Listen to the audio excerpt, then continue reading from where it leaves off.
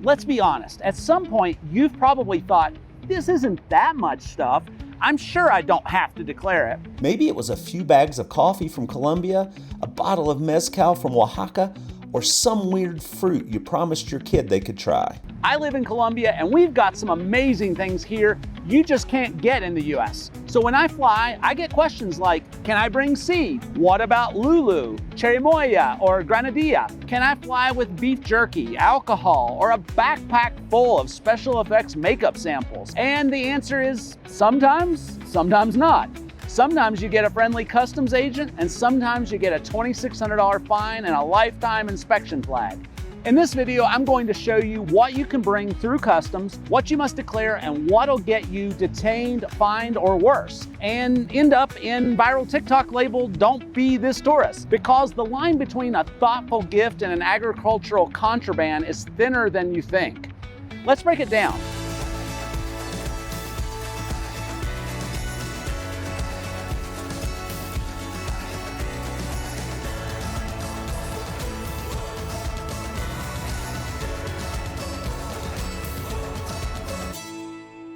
Let's start with the stuff that gets seized faster than a bottle of shampoo over 3.4 ounces. Meat and animal products. You might be thinking it's just beef jerky. It's sealed. What's the big deal?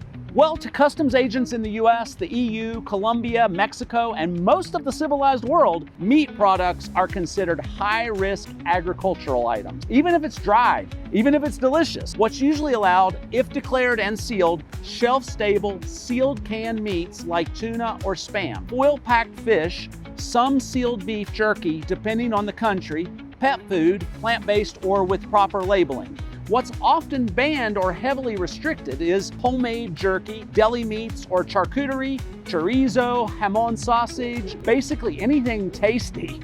As well as pork products, many countries outright ban them. Raw or cooked meat of any kind, pet treats with meat-based ingredients, and just because it's vacuum sealed or looks official doesn't mean it's okay. Customs will still want to see the country of origin and confirm there are no restricted ingredients or animal diseases being carried in. A true story, a traveler once tried to bring in a cured ham from Spain, a $600 jamon iberico, declared it as a gift and was still forced to surrender it. Because it wasn't USDA approved, it was confiscated and destroyed on arrival, after a few Instagram pics were taken, of course. Or just maybe some customs agents had a delicious lunch at your expense. Who knows? Bottom line, if you're bringing meat across a border, declare it, label it, and expect questions. And if you're not ready to lose it to a customs officer with a badge and a trash bin, maybe don't pack it. Now here's where it gets surprisingly strict.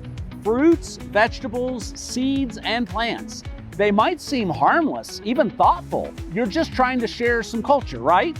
But to customs officials, that granadilla you packed for your kid is basically a ticking biohazard. Most fresh fruits and vegetables are banned. That includes granadilla, lulo, feijoa, cherimoya, guanabana, mamoncillo. Delicious? Absolutely. Legal to carry internationally? Usually not. Why? Because fruits and veggies can carry pests, fungi, or diseases that could wipe out crops in the destination country. And yes, even if they look clean, even if you wrap them in 4 layers of paper towel and love. Pro tip, dried fruit is usually fine, especially if it's commercially packaged and labeled. Just don't pack your own DIY fruit medley from a Bogota street vendor and expect it to pass. Now about seeds and plants. What sometimes is allowed: commercial seeds packed with phytosanitary certificates, dried spices, teas, herbs without stems, seeds, or bark, roasted coffee beans. But what often gets banned or seized is tomato seeds, especially heirloom types. Plant virus risk, basically. Live plants, plant clippings or roots, soil, even a trace. Seeds in unlabeled Ziploc bags, and here's the awkward part. I'm not going to admit I've ever brought tomato seeds into Colombia, but hypothetically, you're probably not supposed to do that. And in some countries, even trying could get your bag flagged or worse, lands you on an agricultural violation list. Bottom line, when it comes to produce or plants, the stricter the country is about agriculture, think Australia, US, EU, the more likely your exotic snacks turn into a custom story.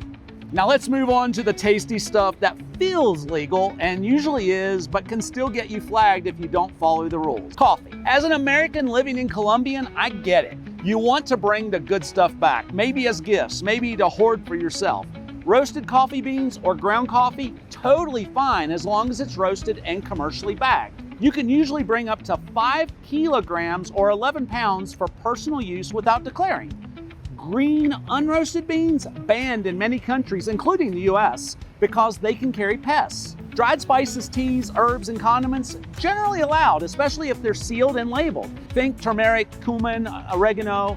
Herbs with stems, seeds, or bark, risky. You might get pulled aside for secondary inspection. That unlabeled Colombian ají blend with a mystery kick might not make it through.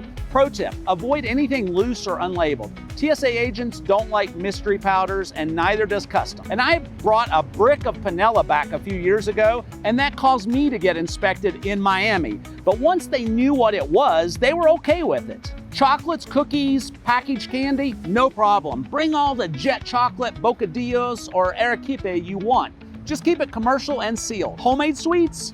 A little risky, especially anything with milk, meat flavor, or no label. Now for alcohol, everyone's favorite gray area. Whether you're bringing mezcal from Oaxaca, rum from the Caribbean, or some random craft gin you found in Berlin. Here on screen are the duty-free limits for 2025. Anything within those limits, fine. Still declare it just to be safe. Bring more than that, be prepared to pay import taxes. Or worse, they may confiscate it entirely, especially if it looks like you're bringing it for resale. What about that bottle of absinthe that you bought in the Czech Republic? You can bring absinthe into the US, but within import rules to know. First off, there's the Thujon limit that has to be under 10 ppm. Absinthe is legal in the US only if it contains less than 10 parts per million of Thujon, called Thujon-free under FDA regulation. Then there's labeling rules. The label cannot use absinthe alone as the brand name. It can't use imagery suggesting hallucinations or psychoactive effects. So even if it's from Switzerland, Germany, or the Czech Republic, it must look compliant by US standards. Then there's quantity limits and duties. Now, you can bring in up to 1 liter duty-free if you're over 21. Bringing more is allowed, but will be taxed or duties may apply. And then there's seizure risk. Absinthe that doesn't meet Thujon and labeling rules is subject to seizure by US Customs without compensation. As one Redditor said, you should be okay if you simply declare alcohol on the customs form. You're telling the truth, and it's up to the agent if they decide they want to ask further. That said, if your bottle violates the packaging or Thujon rules, an agent can legally seize it. Pro tip, never check alcohol over 70% ABV. It's classified as a hazardous material and banned in both checked and carry-on. Bottom line, gifts, yes. Mystery powders, maybe not. And if you're bringing back booze, just know your limit, literally. All right, let's talk cosmetics, handmade items, and that awkward category called samples. This one gets creative people in trouble all the time, not because they're doing anything wrong, but because Customs doesn't always know what to make of a suitcase full of unlabeled lotion bars and fake blood. Allowed in most countries if it looks personal, like makeup, lotion, shampoo, soap, it's fine if it's in reasonable personal quantities. Items in original packaging, especially travel size, usually fly through.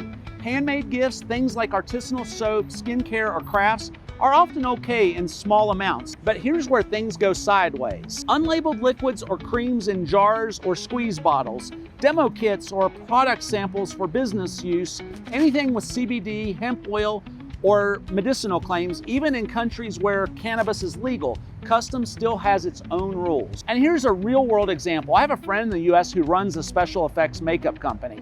Think fake wounds, prosthetic noses, gallons of blood gel. When he travels for demos, he packs a suitcase full of it. In the US, he's fine with documentation. Going into Mexico or Colombia, that could look like a full-on product shipment. If Customs thinks you're importing for sale or commercial use, they can seize the items, impose import duties, require you to register as an importer, or just send you back to repack your bag properly. A pro tip, if you're traveling with bulk product samples or handcrafted items, carry a business card or letter of explanation, receipts or customs declaration, and always have it in original packaging when possible. Otherwise, that nice organic lavender balm could become the reason you miss your flight. Now up are medications and supplements. And those are where most travelers think, it's fine, I do this all the time, until they don't. And suddenly they're in a side room explaining why they packed a gallon-sized bag of loose pills labeled multivitamin, probably. It's allowed if handled correctly. Prescription medications, as long as you bring them in their original containers, and ideally with a doctor's note or prescription copy. Over-the-counter meds like painkillers, antihistamines, and cold meds usually are fine in small quantities. Supplements and vitamins, they're okay in most countries for personal use, especially if factory sealed. Now, what can get you detained, fined, or flagged are loose pills in Ziploc bags. This screams unmarked drugs to customs. Prescription meds not prescribed to you, even if they're for a family member. Injectables, syringes, or EpiPens must be declared and backed up with medical documentation. Medications banned in the country you're entering. Yes, even legal US meds can be illegal elsewhere. Japan bans pseudoephedrine, found in Sudafed and NyQuil. Singapore and UAE have strict drug laws, even for controlled ADHD meds. Thailand requires prior approval for narcotics-based prescription. But what about supplements? Well, if they're clearly labeled in sealed retail packaging and for personal use, not 12 tubs of pre-workout powder, you're fine. But some countries restrict ingredients like yohimbine, DMAA, CBD, certain adaptogens like kratom or kava. And here's a pro tip. If your supplements look like they were scooped from a protein bucket at the gym, customs might assume you're importing for resale or running a supplement lab in your hotel room. Now let's talk about tech, because nothing gets customs more curious than a bag full of batteries, blinking lights, and high resale value. Allowed with common sense are 1 to 2 laptops or phones for personal use, no problem. Camera gear such as GoPros, drones are usually fine, especially in carry-on. Chargers, cables, USB drives, nobody cares until they're tangled like a fishing net. Drones are legal in many countries, but if you're entering with spare lithium batteries, they must be in your carry-on and ideally in a fire-safe LiPo bag. Some countries like India and Morocco restrict drones altogether or require a permit. Some things that trigger inspections, fines, or duty fees are 3 of the same devices, even if you just bought them on sale. Customs assumes resale or commercial use.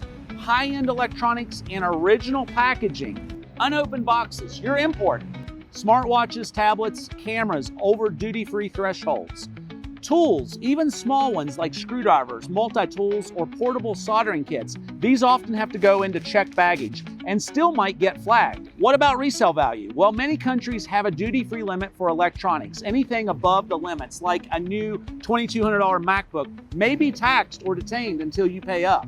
Pro tip, if it looks brand new, keep your receipt handy and unbox it before travel. Customs agents are more lenient if it clearly looks like it's yours, not inventory for your startup. Because nothing says pay your import duty like 5 factory sealed iPhones in a backpack labeled personal. Here's the thing that gets even smart travelers into trouble. You might be bringing something technically allowed, but you still have to declare it. And let me be clear, declaring doesn't mean you can't bring it. It just means you're telling them, hey, I've got this, is it okay? And in most cases, they'll thank you, wave you through, or ask you a few questions and let you go. But here's what happens if you don't declare and you should have. The item is confiscated. You might face a fine, anywhere from $300 to $10,000 or more. You could be flagged in their system for future secondary inspections. In serious cases, you could be denied entry or detained. A real horror story. A woman arriving in Australia didn't declare pork sausages in her suitcase. She said it was just for family. Customs saw it differently. $2,664 Australian dollar fine. All future entries flagged. Sausages destroyed.